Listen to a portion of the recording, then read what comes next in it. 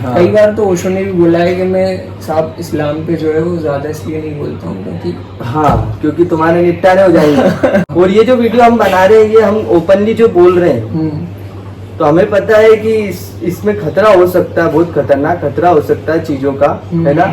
डर का माहौल है देश में मेरे, है ना। हम जाते हैं एक्टिविज्म करने, वहाँ लोग बात नहीं करना चाहते ईद पे। उसके बाद हम जो ये चर्चा कर रहे हैं तो हमको पता है हमारी मौत हो सकती है, हमको कोई मार सकता है, लेकिन हमको ये भी पता है कि हमको कोई नहीं मार सकता। है ना। हमें क्या मारोगे। तो ये वीडियो भी जो बना रहे हैं तो ओपनली बना रहे, खुल के बना रहे, बोल पा रहे हैं, क्योंकि हम जानते हैं कि तुम और हम एक है। कैसे कैसे मार दोगे, है ना। हम बोल रहे हैं तो खुद को ही बोल रहे हैं। और ये चीज जब तक नहीं आएगी, निर्भयता नहीं आएगी इंसान के अंदर। हाँ, तो मैं आपसे पूछने वाला था कि जो गुरु पहले भी रहे हैं और आज भी जो गुरु हैं वो भी जो है इस्लाम के खिलाफ खुलकर बात नहीं करते हैं।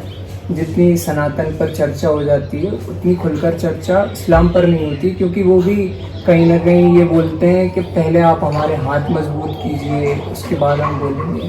तो इस पर क्या प्रतिक्रिया है आपकी? देखिए,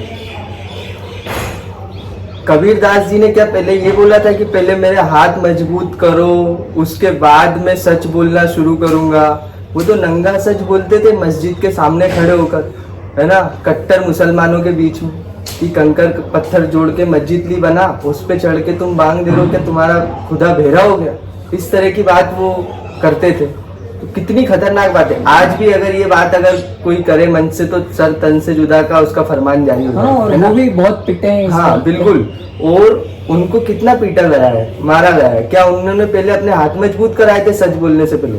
और आपका अभियान पूरा गीता का है, आप भगत सिंह की बातें करते हैं, तो सच बोलने के लिए आप बोल रहे हैं कि पहले ये हो जाए, पहले ये परिस्थिति बन जाए। सनातन धर्म पर आप पूरा खुलकर बोल पाते हैं, क्योंकि वो सर तन से जुदा के फरमान जारी नहीं करते। तो इस तरह से कल को सनातनी कट्टर हो जाएंगे तो आप उनपे भी बोलना बंद कर देंगे। कल को दूसरे और समुदाय कट्टर हो जाएंगे, आप उनपे भी बोलना बंद कर देंगे। इस तरह से तो फिर आप बोल ही नहीं पाएंगे, है ना। और फिर हम ये देखते हैं ना कि जहां जहां हमें लगता है कि इन जगहों पर कहीं किसी में कमी रह रही है, तभी तो हम फिर ये बातें कर रहे हैं ना, नहीं तो हमें क्या जरूरत थी। हम वही तो देख रहे हैं कि ये चीजें छूट रही है, ये होनी चाहिए, तो हम इस पे चर्चा कर ही रहे हैं। और इसी तरह से लोग बोलते हैं कि भाई इतने बड़े बड़े गुरु हैं, उनको आगे बढ़ाओ, आप क्यों नए सिरे से प्रोग्राम शुरू कर रहे हो, है ना। तो उनसे भी तो मैं इसीलिए कहना चाहता हूँ कि हमें जो कमियां दिख रही हैं, हमको लगता नहीं है कि वो बात पूरी उतने खुलकर हो पा रही है, तो इसीलिए हम इसको कर रहे हैं। और दूसरी बात, कभी कोई ये बोलता है कि एक कसाई खाना इतना बड़ा चल तो रहा है, दूसरा क्यों खुल गया, तीसरा क्यों खुल गया? तो अच्छे लोगों में फिर आप इस तरह का कैसे प्रश्न उठा सकते हैं कि एक अच्छा आदमी इतना बड़ा काम कर तो रहा है, आपने क्यों? मैं तो चाहता हूँ कि घर घर से ये काम शुरू हो, घर घर से सच बोलना लोग शुरू करें और बेबाक नंगा सच बोलना शुरू करें, है ना। तो यही हमारी कोशिश रहेगी, क्योंकि जो बुराई का कारण है वो यही है, अच्छे लोग चुप हैं, बोलने से डरते हैं, ये बुराई के फैलने का सबसे बड़ा कारण है।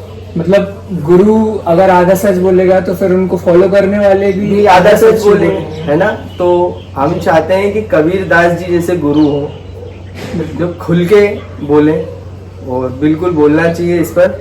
और हाथ मजबूत करने की भी रही बात, तो कितने हाथ मजबूत करोगे? आप तो करोड़ों तक पहुंच गए हो बाबा, आप तो बोलो, बिल्कुल, है ना। हमारा ये संदेश भी उन लोगों तक हम चाहते हैं पहुंचाया जाए, बिल्कुल, कि हर चीज पर खुलकर बोले आप। और बाकी हम आपके सामने नमन करते हैं, आप ही हमारे गुरुदेव हैं। नमस्ते। नमस्ते।